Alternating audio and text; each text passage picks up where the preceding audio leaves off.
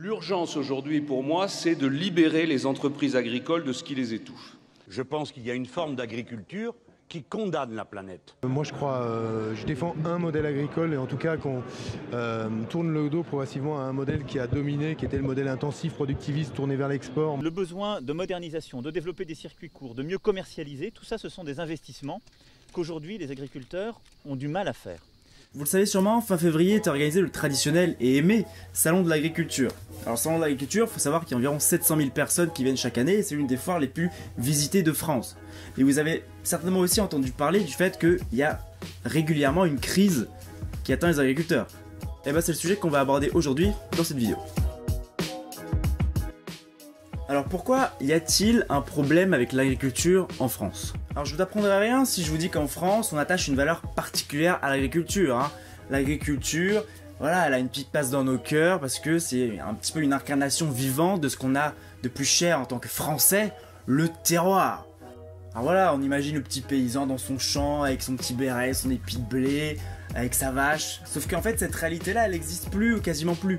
Non, à la place, on a une agriculture aujourd'hui en France qui est bureaucratique, qui est aux mains des lobbies et qui est protégée de manière totalement absurde.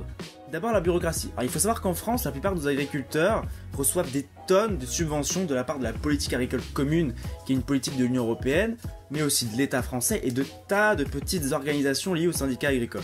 Il faut savoir que le montant des sommes redistribuées par la PAC en France, c'est près de 33 milliards d'euros. 33 milliards d'euros, c'est quasiment le budget de la défense française, qui est de 39 milliards d'euros. Sauf que le problème, c'est que ces aides sont extrêmement inégalitaires. Aujourd'hui, elles sont attribuées en fonction de la taille de l'exploitation et pas de la production, ce qui fait que ce sont les plus grosses exploitations qui reçoivent la plus grosse part du gâteau, contrairement aux petites exploitations qui, elles, ne reçoivent quasiment rien.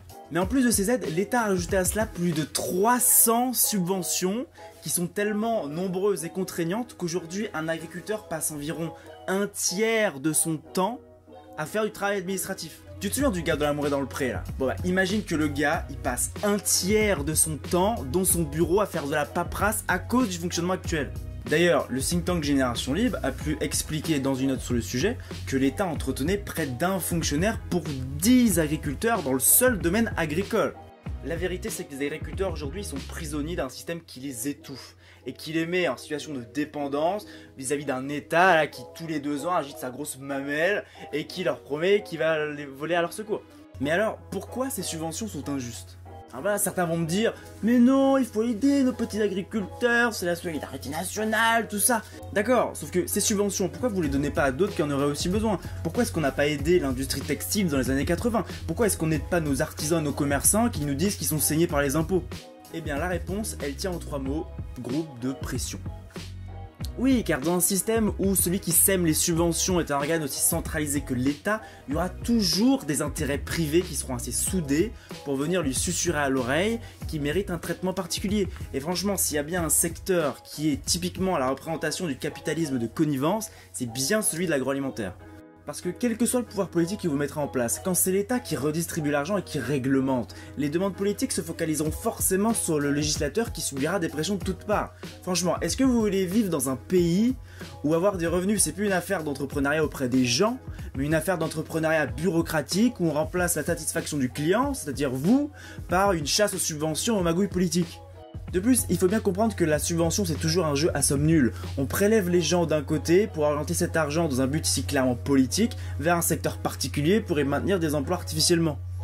Si les agriculteurs reçoivent de l'argent, c'est que d'autres l'ont perdu ailleurs par les prélèvements. Et cette redistribution, elle est d'autant plus coercitive qu'elle est réalisée clairement pour des buts politiques.